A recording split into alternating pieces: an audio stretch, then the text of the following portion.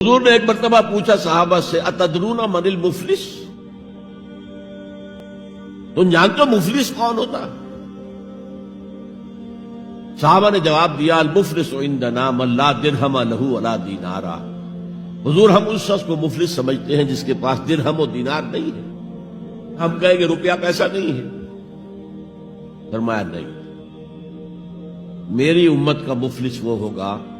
جو بہت سی نمازیں لے کر آئے گا، بہت سے روزے لے کر آئے گا، بہت سے حج لے کر آئے گا، بہت سے عمرے لے کر آئے گا،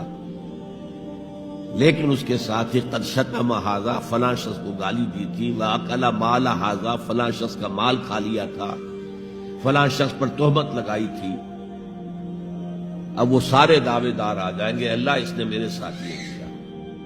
ٹھیک ہے بھائی اس کی نمازیں تم لے جاؤ، اور تو کچھ ہے نہیں، کوئی کرنسی تو ہے نہیں وہاں، نہ ڈالر ہے نہ یورو ہے، کچھ بھی نہیں، اعمال کی کرنسی ہے، نیکی تم لے جاؤ۔ کوئی اور دعوے دار آیا، روزہ وہ لے گیا، اس کے پاس کچھ نہیں رہا، دعوے دار اب بھی باقی ہیں، اب ان کے گناہ جو ہے اس کے حساب میں پڑنے شروع ہو جائیں گے، یہاں تک کہ دوسروں کے گناہوں کے بوجھ تلے دب کر وہ جہنم میں جھونک دیا جائے۔ یہ مفلس